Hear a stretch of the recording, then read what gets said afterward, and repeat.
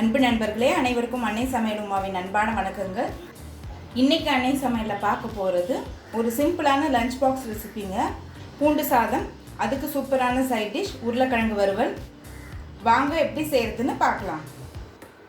முதல்ல பூண்டு சாதம் எப்படி செய்கிறதுன்னு பார்க்கலாம். 1 டீஸ்பூன் கடுகு, 1/2 டீஸ்பூன் உளுந்து, 1/2 டீஸ்பூன் கடலைப்பருப்பு,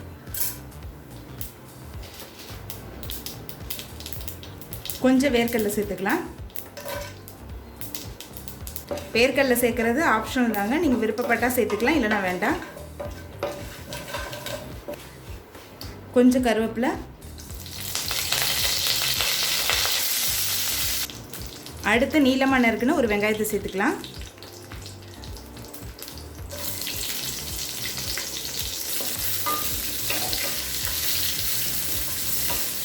பொடியாக நறுக்குன்னு 15 பல் பூண்டை சேர்த்துக்கலாம்.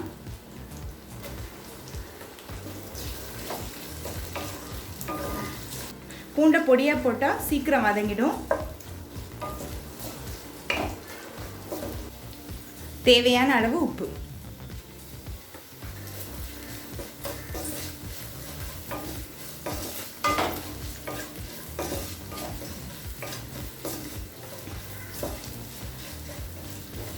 இப்போ வெங்காயமும் பூண்டும் நல்லா வதங்கிடுச்சுங்க. அடுத்தது கொஞ்சம் மஞ்சத்தூள், 2 டீஸ்பூன் மிளகாய்த்தூள்,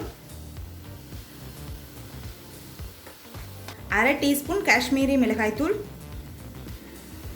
இது நான் கலருக்காக தாங்க சேர்க்குறேன், விருப்பப்பட்டால் சேர்த்துக்கலாம், இல்லைனா வேண்டாம். 1 டீஸ்பூன் கரம் மசாலா.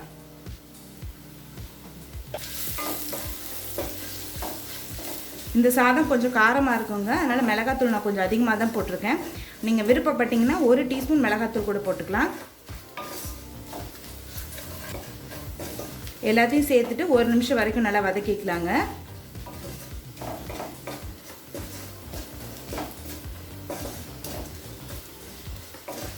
தனியாத்தூள் சேர்க்க தேவையில்லை, நீங்கள் விருப்பப்பட்டீங்கன்னா தனியாத்தூள் சேர்த்துக்கோங்க. இப்போ மிளகாத்தூள் சேர்த்துட்டு 1 நிமிஷம் வரைக்கும் நல்லா வதக்கியாச்சுங்க. அடுத்து சாதத்தை சேர்த்துக்கலாம்.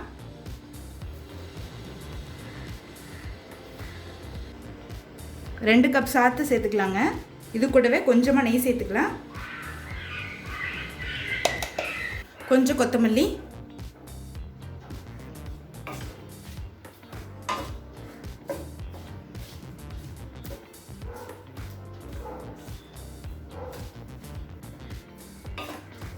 நீங்கள் விருப்பப்பட்டீங்கன்னா பாஸ்மதி அரிசியில் கூட இது மாதிரி பண்ணலாம்.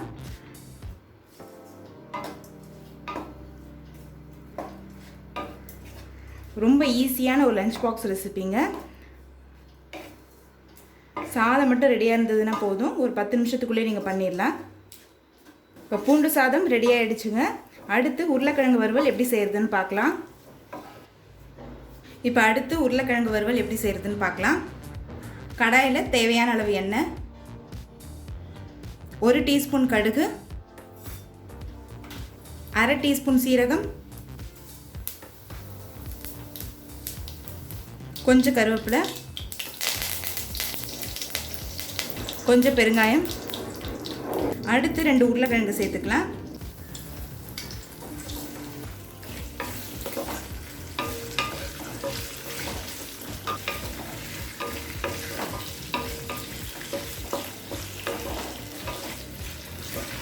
உருளைக்கிழங்கு எண்ணெயிலே நல்லா வதக்கிக்கலாங்க.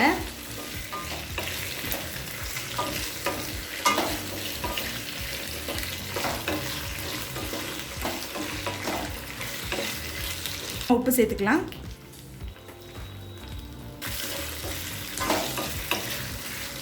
இப்போ கொஞ்சமாக தண்ணி சேர்த்துக்கலாங்க. இப்போ மூடி போட்டு உருளைக்கிழங்கு வேகிற வரைக்கும் வெயிட் பண்ணலாம்.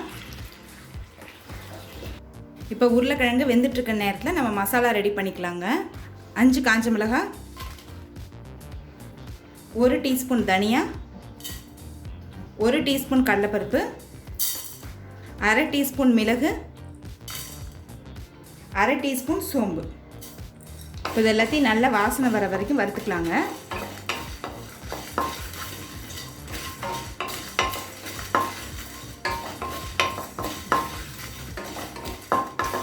இது மாதிரி பொடி அரைச்சி போட்டிங்கன்னா டேஸ்ட் ரொம்ப நல்லாயிருக்கும். இப்போ இதுலேருந்து நல்ல வாசனை வருது. இப்போ இது எல்லாத்தையும் மிக்சியில் தண்ணி சேர்க்காமல் நைஸாக அரைச்சிக்கலாங்க. இப்போ உருளைக்கிழங்கு முக்கால்வாசி வெந்துடுச்சுங்க.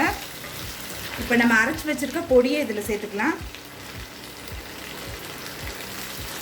நான் ஒரு 3 டீஸ்பூன் பொடி சேர்க்குறேங்க.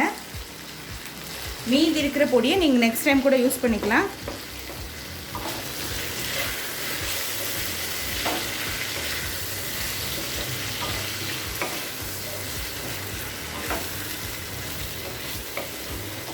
இந்த பொடி சேர்த்துட்ட பிறகு ஒரு 5 நிமிஷம் ஸ்லோலே இருக்கட்டுங்க. இப்போ 5 நிமிஷம் கழித்து பார்த்தீங்கன்னா உருளைக்கிழங்கு மசாலாவும் நல்லா மிக்ஸ் ஆகிடுச்சு. இப்போ உருளைக்கிழங்கு வறுவல் ரெடி ஆகிடுச்சு.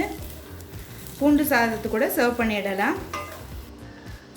இப்போ சுவையான பூண்டு சாதம் ரெடி ஆகிடுச்சுங்க.